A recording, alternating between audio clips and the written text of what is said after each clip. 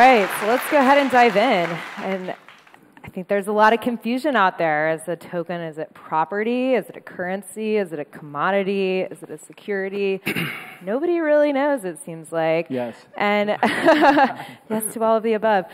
And so I think people who are launching ICOs are thinking about it and thinking about how to design their currency are rightfully extremely confused, and the risk can be very big.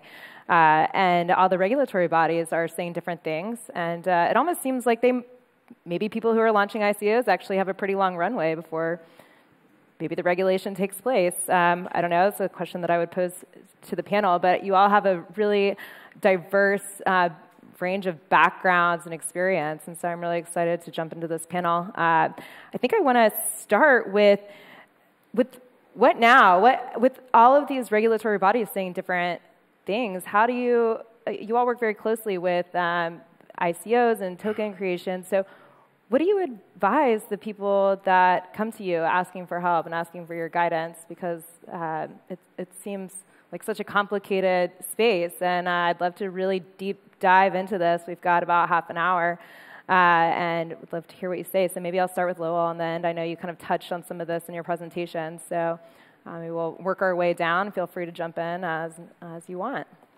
Yeah, I mean, what do you do now? That's a tough question. I mean, I think we sort of bifurcate the stages of a token sale really into a sort of a pre-sale and then something next, and that's morphed from a full-blown token sale to unaccredited investors to maybe an airdrop or something that's not a sale. But I think that the really honest truth is that right now, probably the only really safe thing to do is to raise equity financing at the front end to go build your token.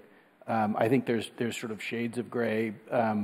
We do something called a safe T, which is really a safe with a token allocation, where essentially the company maintains the flexibility for the next financing to either be a token sale or an equity round, and you apply the proceeds from the investor to whichever one you do next. And so the company maintains a little bit of flexibility based on kind of SEC attitudes, and we're going in to see them on the 28th, and so we're sort of, right now we're saying, like, don't do anything yet, let us take the temperature. We haven't been in since before the holidays, so that's kind of where we're at. So kind of more of a wait-and-see approach, it sounds like? On the public sales to non-accredited investors, for sure, but on the pre-sales to accredited investors, I think that's reasonably safe. Yeah, from my experience, that if I'm going to speak, we've serviced around 100 ICOs in the past 6 months. We also kind of consult and advise for some. My general word of advice around that leans towards the wait type of thing till there's a proper, clear standard around. But a lot of these people in this room they're past that. So my thing is geo-block the U.S. and China. Don't market yourself in the U.S. The SEC takes their jurisdiction as if they see pretty much any individual in the United States with even a piece of your marketing material, they can say that you're falling under their jurisdiction. I'm an American originally, so my patriotism kind of hurts me to say this, but just don't mess with the U.S. for now. It's the only country in the world under any sort of securities laws that will literally chase you around the world. And focus on the standards that are there and trying to attain the highest regulatory compliance standard. And although what the SEC chairman said, I actually don't agree with that when it comes to that there's no such thing as a utility token. I can give, a few examples of that major U.S. law firms have stamped off and said, we're putting our name on it. This is a utility token, fits within that function. In the last 30 days? What do you mean? He said he hadn't do you have an opinion one. like we that don't know in what the he's last seen, 30 right? days? I mean, the landscape has changed. Somebody who stamped off 6 or 9 months ago, right. that's not worth the paper it's printed on. Right now, so what's the validity of those law firms and those stamps? What's the worth then? If they're going to switch it up every 30 days, because they're following the SEC interpretation. Yeah, but listen, I've run into this situation with countless regulators in Europe. Okay, where you'll have an entity who, because a regulator says something, There's nothing set there. The he can say everything he wants. It doesn't change the law. Are not insurance companies. I mean, law firms are giving you their best opinion based on what's out there at a certain time. Well, my point is that I don't think people should react and panic because someone said something. Well, I think that's, I mean, I'm not an attorney, but I do think the statement from the SEC commissioner is quite strong if you look at history, et cetera. And I think the biggest change, actually, because I'm totally with you, KYC, ML, that stuff's totally very important. I mean, we run our core business, a consumer financial services company. We have state lending licenses, so imagine all the compliance and regulation we already deal with. But I think the biggest change, honestly, is like the bar is much higher to do an ICO. That there could be a utility token? Could be, yeah, but most of them probably aren't, right? But I think, like, if you looked at before, you could kind of have a cool idea, maybe write a white paper and know a little bit about technology and raise money, right? And now the bar is, listen, you're going to spend $500,000 on legal fees if you want somebody good, especially to claw back on, right? Yeah.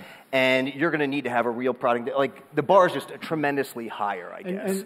And remember, Chairman Clayton is talking about ICOs. He's not talking about tokens. So if you talk to the SEC, they'll still tell you Bitcoins are not securities in their view. The way that the Bitcoin came out, the way that it's been used. So the more you can be like Bitcoin and less like, you know, one of the other people that they've gone after, I think there's What about Ethereum?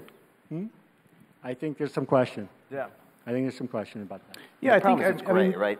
It isn't clear, right? There's both an analytical issue and a political issue for the SEC, and you know, there's an analytical answer, but the reality is even the analytical answer is based on fractured case law, and so there's a lot of gray area and room within that gray area for reasonable lawyers even to disagree. So, you know, the SEC is City Hall. Nobody wants to fight City Hall. If they're going to come out with a point of view that says, hey, this is this way, who wants to fight that? Well, I'm watching, you know, we're way more active in Asia and Europe than we are in the U.S. We're going to be coming in the U.S. pretty strongly this year. We feel the ecosystem needs what we do more than any other ecosystem probably.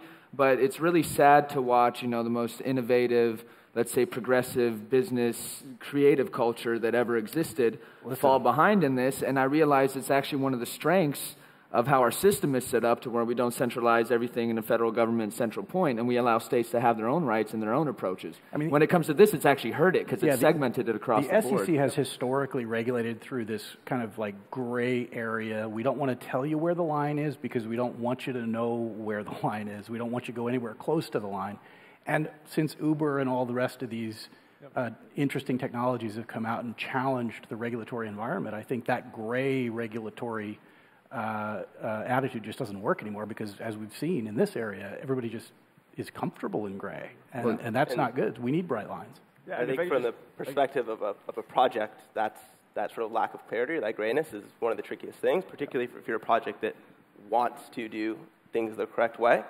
Right now, there's just not great guardrails on like what the SEC would consider correct or not. And I think that's the trickiest piece. I think just adding to that, I think one thing we've seen, especially in the past few weeks, is these subpoenas go out, and I don't think, like from my perspective, a lot of it is actually just to collect more information. Like a lot of it is to actually collect more information, and I think I particularly lean towards even like from the product standpoint, like focusing on just building, and the standard has gone up so much higher, and I do think like we're at a point at which, for example, there's information being collected, but the regulatory bodies are aware of what is going on, right? It's not like everybody's in the dark, right? And I think we're gonna have to continue to create dialogue. We're gonna have to continue to talk about this, right? Because there has been the fact that only 10% of the projects that came out in the past year that were utility tokens actually provided any utility on any of their network or like product is indicative of the fact that people used the utility token as an engine to fundraise without thinking through the actual compliance perspectives. So I think, from my perspective, I think like regulatory certainty and clarity is important to set that bar higher because that's what we need going forward to make sure that this ecosystem can continue to thrive. Well, big problem you stated, right? Correctly, you highlighted a big problem is people are saying they're doing utility tokens and the utility doesn't exist yet. Correct. Sure. Yeah. So that's, it's a cat and mouse, chicken and the egg game that they're playing, and it's a very risky one. Mm-hmm. You're not legitimately a utility token if the utility doesn't exist. Yes. You're a token to raise funds to build a utility that this token might become a utility token on. It's That's why I think that a lot of people are in trouble. I think the problem was compounded by, unfortunately, there was a lot of bad actors, unfortunately, who entered with the purpose, actually, of using this not for the real purpose, not really to grow the ecosystem. I think the best thing right now is the regulators start talking about. Yeah. It's pretty difficult when you try to walk in the dark. When you try to walk in the dark, probably you commit some mistakes. You commit some accidents. Right now, the regulators start talking about if we back 1 or 2 years behind, SEC never talking about ICOs. Yep. And everyone is doing everything they want to do. Right now, it's difficult, but they're showing the way that you need to go. I think is, and another point that I think is very important, everyone here, and I talk with a lot of entrepreneurs trying to build a global business. Why we are always talking about SEC? Because have another jurisdictions that is very better than SEC to running the things. I think there's a huge investor marketplace here, and there's a lot of demand, right? For sure, there is a reason that the but this is in our hand to start to move. There are other ways to do it, right? I think the entrepreneurs need to be more intelligent and. First of all, study other jurisdictions, study other regulations, because have a lot of the ways to do ICOs or running. But it still goes back to his point. This is a country that's generally been pretty innovative and stuff, right? It's got to get solved, right? This is a fundamental change in the way, there's going to be tokenization of everything, right? Yeah. Especially financial instruments. And so, if we want to be a player, right, this has to be addressed somehow. Right? I've seen, to be honest, especially in the United States, I've seen just really bad advisory to token sales. Yeah. So I've seen very kind of from the advisor's end a very, let's say, selfish approach towards it. Yeah, I know everything. And the honest truth is that they're laying mines in front of these projects, some with jurisdiction. To be honest, there's no benefit of you running your ICO out of the United States. Yeah. There's absolutely no benefit. You could go to Gibraltar. They have a whole system set up. You can go to the bank. The bank will tell you to come to our platform, run source of funds on it, and then you can talk about being regulated even within that jurisdiction. So I would love to say, US, number one. I'd love to do that. I truly would. But we're falling behind in the space, and the main reason we're doing is regulatory aspects. And it's sad to say the EU is doing a better job than the U.S. federal government right now when it comes to this. Right. And that really hurts me to say that. So I'd love to see, with people here on the panel and certain technological solutions like what we're doing, is to provide, a clear standard and, transparency to this economy, which is what this was all supposed to be about. So, I'm not a big fan of a lot of the core crypto people or some of these, this core crypto faction that loves transparency on everybody and everything else except themselves and what they're doing. Right. So I can't hate on the SEC for what they're doing, to be honest. But you can't avoid the SEC regulations just by being overseas. No, you can't. It's no way to say, I don't know who brought it up, but if you have a pamphlet, right, and it's sitting in your desk, you're in trouble, right? So it's. Well, we brought up the subpoenas, so I think there's been 82 of them or so. I think 200 at this point. Okay, out of how many thousands of token sales? I mean, I think that's actually the 200 subpoenas have been to funds, to projects. It's not. It doesn't. Pending, right? Yeah. Well, what I'm saying is he made a statement. For example, I've never seen an ICO that's not a security. Yep. Yet they've only released 200 subpoenas. I'm just questioning the validity. What claim are you trying to make? Well, it's back to the thing is how important really is the SEC if you're doing a token sale in an outside jurisdiction? Unless you're doing, hey, $1 billion here, marketing here, pump here, you're not even going to be on their board. But the problem is if your network is going to be in the U.S. and those tokens are going to come back to the U.S., you have to be careful, right? Unless you're just going to say, I'm not going to do business in the U.S., I'm not going to take investors from the U.S., I'm just going to stay out in all fronts, which is a tough thing. We're a big economy, so it's a tough thing to make that decision. That's my personal suggestion in these tokens. I also think, right, I think there's an element of this, right, where when we talk about the bifurcation, right, of the pre-sale, right, and I think what you're having is actually a lot of projects that, for example, right, have raised, right, in the pre-sale with a lot of U.S. people, right, and now you're kind of looking forward, and it's wait, you can't just go, you can't just think exclusively non-U.S. because you have, for example, you might have purchasers that are based in the United States. How do you think about, that, if you think even about utility, this is a decentralized network, right? If you're building these are inherently global in nature, And the fact that I can take, for example, like a token and send it to somebody in the United States, even though, like, these are all elements that I think we need to be thinking about. And I think if we kind of like bring this, I'm actually very curious to hear everybody's thoughts. Like, Wyoming, right, kind of made a statement, right? Here's what we could possibly move in terms of regulation.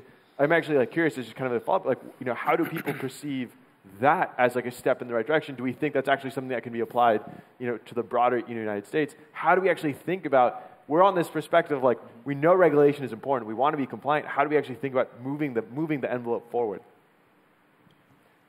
I can start on that. Yeah, I don't go wanna, for it. I don't want to overcrowd the thing. Well, I mean, with securities is not my specialty. I'm not a compliance guy originally even, but what we've done around with what we're doing is we say, okay, there's general standards and frameworks that exist. Let's create, our end goal is to become the global standard for AML for crypto and blockchain. That's our thing. And with the characteristics of this technology, how these transactions are moving, bouncing off nodes and jurisdictions, it was created to not have jurisdictions in mind at all whatsoever.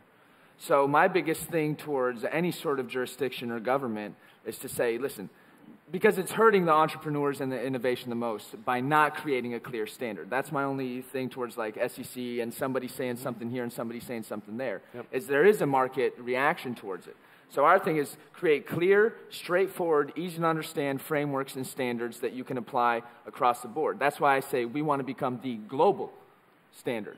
We don't want to become the standard just in Japan, just here. So I think clear cut. Yeah, I mean, I think it's standards, right? So I think when we looked at this and we approached this, I mean, we're using it for our company, this whole jobs crypto offering JCO thing. But the idea is we're actually going to open source all the documents afterwards, right? Totally. So the idea is the community could use this path as we go down. We're a company already kind of down the path. We have millions in revenue. We're able to we have a little bit of heft to be able to do this, and it costs a lot of money, the legal work, as you attorneys well know. So like, we probably put $1 million in this in the last year in legal fees. And so our idea is that there should be, everybody in this panel said one thing, like, I just want to know what the rules are, man, and I'll play within the rules, which is great. So we're hoping that as we go down this path, that we'll be able to contribute this and other folks will follow. Absolutely. And I know there's a lot of folks on crowdfunding and other platforms. Everybody is looking, I think, for this path. And I think together everybody will contribute. AML KYC is certainly a part of it to kind of figure this out. But I am kind of committed, or we're at least committed. We operate in the United States even though we're looking to expand globally. But like, I think we need to solve this here because I do think it's an important market. And so it is hard. You're correct. It is, I think, a harder path. It's really important for me this year for this. But I think it's good it gets resolved. Yeah. But coming back to what Lowell said, I mean, clearly you can do accredited investor crowdfunding in the U.S. and be completely compliant and know that the SEC is not going to come after you. I mean, so there is a safe harbor that exists even today, even with all the uncertainty. The uncertainty is around the unaccredited piece of things. That is totally correct. Yep. Good point. Right. And one thing that I want to touch on is, what is the core difference between the utility and the security token? Because all of the tokens are being filed as utilities. Lawyer question. None of them, or at least the vast majority, are not utilities. So what should a founder know when they're designing their token about the core differences of these two? I mean, I think the SEC hasn't really drawn a distinction, right? They don't recognize a utility token for a legal matter of legal significance, as far as I'm concerned. So utility token, as we're talking about it, is something that gives real utility to people who own it and they get a use out of it.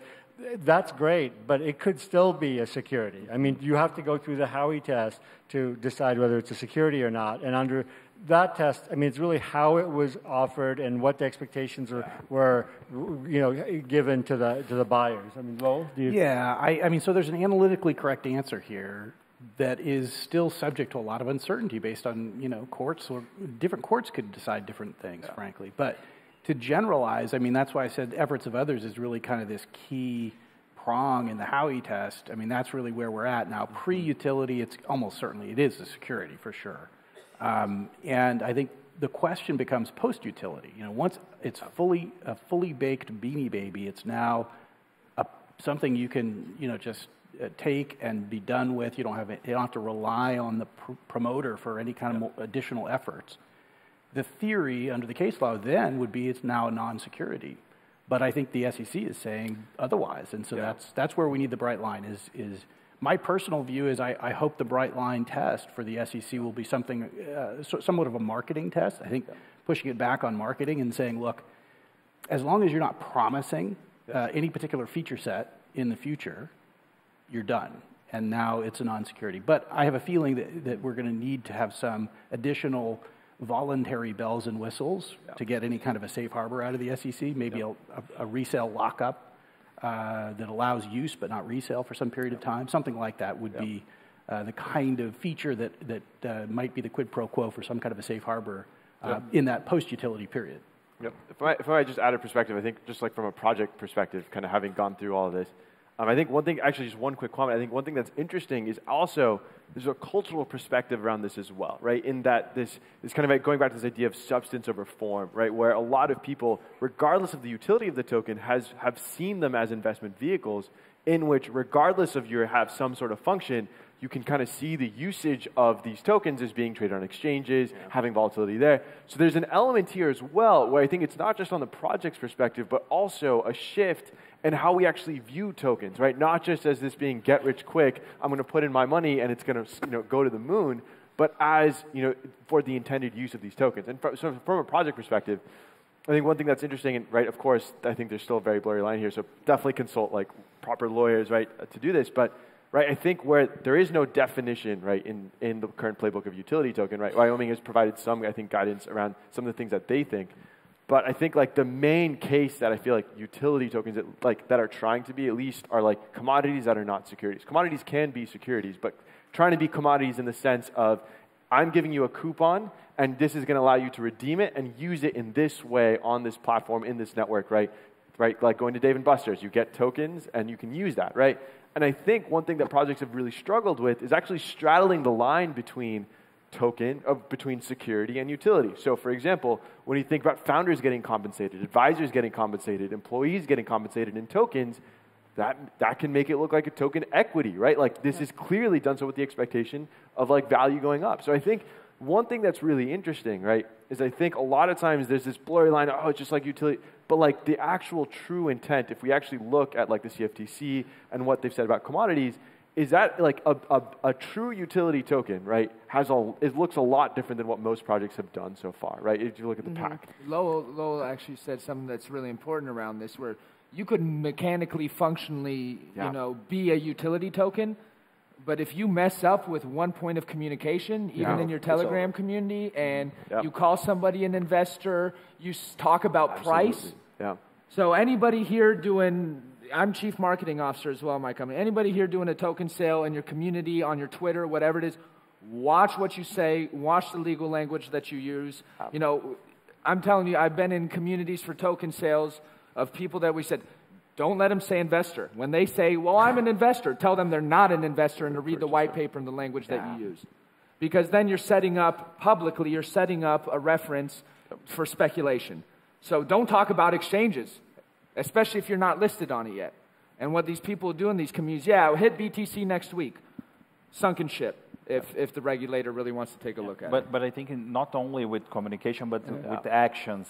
Because sometimes I receive invitations to be advisor in some ICOs, and everyone in utility ICOs, utility tokens, and the guys offering me the tokens. When they offer the tokens, they expect that I accept amounts. It's the same. Even this token is a utility. They trying to pay me to advise them with these utility tokens. This attitude that this is the basic danger. Exactly. The line is so hard to walk down that like it's just very difficult. So you either have to embrace the equity or don't embrace the equity. But I do have a question for you guys. In legal school, how much time did they spend on the Howey test? Did you ever think it was? Is it like 2 years? Because it's become so prevalent. It's like a household name now. It's exactly. So before Oh, don't get me started on household names like Saft. Like I'll come to the U.S. and I'll say, so how'd you do AML and KYC on your ICO? And they'll go, well, we did KYC and Saft. I'm like, that doesn't answer my question at all whatsoever. So this is what I mean with the bad advisory. They're like, you guys got to take this seriously. And a lot of these people are not experts at what they're saying they're experts at. Yeah. Or they just, the line's not been drawn, and they're making it like there is a line. And, yeah, I know the line. Right. MacLane, I'd love to hear from you as well, because I know you work on the developer thing to end. consider, which is sort of beyond the immediate problem of whether the SEC is going to decide there are, in fact, something considered a utility token versus just a security, is that in reality, a lot of the sort of utility that projects put forward is this is the purpose of the token is actually pretty brittle. Let's just set aside the fact that the vast majority of utility tokens are sold prior to having any functionality whatsoever. Even the ones that do have functionality in many cases are just a traditional application that someone is sort of ported over to the blockchain world. They've added like a token as payment, which doesn't really add anything. It's just sort of an artificial barrier to using the application. And they're using it effectively as a vehicle for fundraising. So I think partially we as a community have to have a discussion like what does it actually mean? Like what is a valid utility for a project? And when does it make sense to even launch a token in the first place?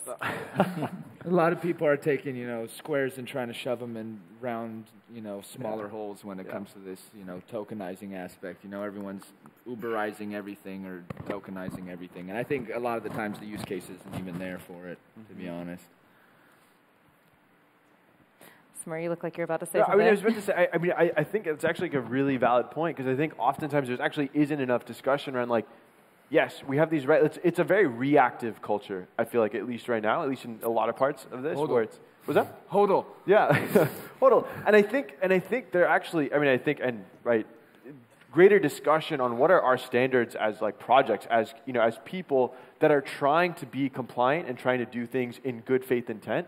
What are the standards we are setting for ourselves in terms of, what does a project look like that actually we believe has sufficient utility to warrant not being a security? Like, I think those are discussions at least that, I feel like a lot of times people get cut off in these silos that we're not having right now. And so I think there's a dialogue here. There's a larger discussion that is happening, right? But I think it needs to happen and be catalyzed to a greater extent before we can start to see some of these lines drawn, because they are important. They're important for the Main Street buyers. They're important for the projects. Like, crypto is here to stay, and I think we need to have those discussions. Yeah, sorry. Good summary. Yeah, good summary. Here we go. All right, and with that, we are out of time, unfortunately. I feel like we could talk about this for another hour or two or more, but thanks for coming up here, and not sure if y'all are sticking around, but I'm sure a lot of people here have some questions for you. So if someone wants to talk AML, I'm here. Got the global AML. Here we go. All right, thank you. Thank you, guys.